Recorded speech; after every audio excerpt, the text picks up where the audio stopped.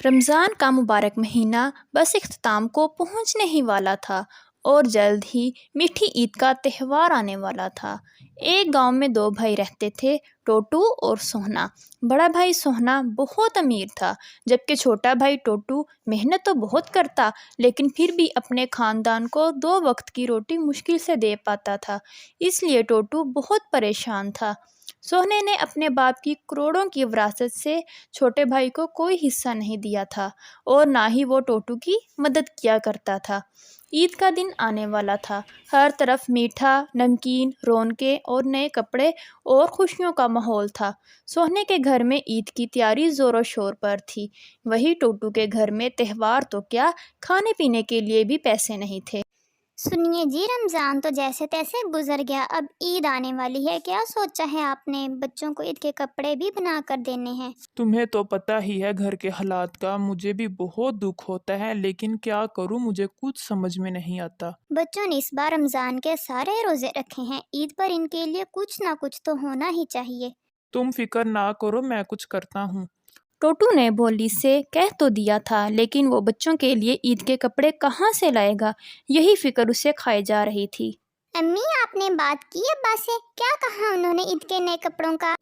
بیٹا، میں نے تمہارے ابا سے کہا ہے، وہ کوشش کریں گے۔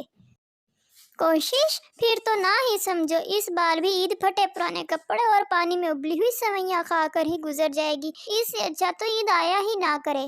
اپنی بیٹی کی یہ باتیں سن کر بھولی کو بہت دکھ ہوا، لیکن وہ خاموش ہو گئی۔ ادھر ٹوٹو مدد کے لیے اپنے بھائی سوہنے کے پاس جاتا ہے۔ سنو بھائی، میرے کام کا اب کوئی ٹھکانہ نہیں ہے، میں بہت مایوس ہو گیا ہوں۔ روز کام کے لیے باہر نکلتا ہوں، لیکن کوئی کام نہیں ملتا۔ عید کا تہوار آنے والا ہے، بچوں کے لیے عید کے کپڑے بنانے کے ہیں، میری کچھ مدد ہی کر دو۔ ٹوٹو، میں بڑی محنت سے اور خون پسینہ ایک کر کے عیش و آرام کمایا ہے، آج کل تو خرچے بہت بڑھ گئے ہیں، تمہیں بھی کڑی محنت کرنی ہوگی، میں تمہاری کوئی مدد نہیں کر سکتا، اب تم یہاں سے جا سکتے ہو۔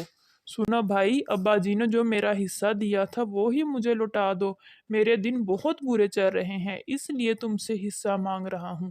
تمہاری اتنی ہمت، تم مجھ سے حصہ مانگ رہے ہو، دفع ہو جاؤ یہاں سے۔ اپنے بھائی کا یہ سلوک دیکھ کر ٹوٹو کو بہت دکھ ہوا، وہ پریشان ہو کر ایک جگہ بیٹھ گیا۔ وہاں سے ایک سیٹھ کا گاڑی سے گزر ہوا۔ دراصل ٹوٹو نے اس سیٹھ کے ہاں کام کیا تھا اور اس کی ایمانداری سے بہت متاثر ہوا تھا۔ ٹوٹو کو بیٹھا دیکھ کر سیٹھ اس کے پاس آیا۔ کیا بات ہے بیٹا، تم یہاں پر کیوں اس طرح بیٹھے ہو؟ ٹوٹو سیٹھ کو دیکھ کر کہنے لگا، کیا بتاؤں سیٹھ جی، عید آنے والی ہے اور گھر میں فاقے چل رہے ہیں، بچے نئے کپڑوں کی ضد لگا کر بیٹھے ہیں، غریب بیچارہ کرے تو کیا کرے؟ بیٹا، قصور غریب لوگوں کا نہیں بلکہ ہمارے معاشرے کا ہے، اگر ہم سب اللہ کے بتائے ہوئے طریقے سے چلیں، زکوٰۃ اور صدقہ فطر مستحق لوگوں کو دے تو کوئی پریشان نہیں ہوگا۔ عید تو سب کا تہوار ہے، صرف امیروں کا نہیں۔ پھر وہ سیٹھ ٹوٹو کو کچھ رقم دیتا ہے اور کہتا ہے، یہ لو بیٹا، کچھ پیسے رکھ لو اور اپنے بچوں کے لیے عید کے کپڑے اور ضروری سامان لے لینا۔ ٹوٹو وہ رقم لے کر سیٹھ کا شکریہ ادا کرتا ہے اور بچوں کے لیے نئے کپڑے اور سوئیاں لے کر گھر جاتا ہے۔ کپڑے دیکھ کر بھولی اور بچے بہت خوش ہو جاتے ہیں اور وہ لوگ بھی اپنی عید خوشی کے ساتھ مناتے ہیں۔ ہم لوگوں کو چاہیے کہ اپنی حیثیت کے مطابق ہر غریب کا خیال رکھیں اور انہیں بھی عید کی خوشیوں میں شامل کریں، کیونکہ عید صرف امیروں کا نہیں، غریبوں کا بھی تہوار ہے۔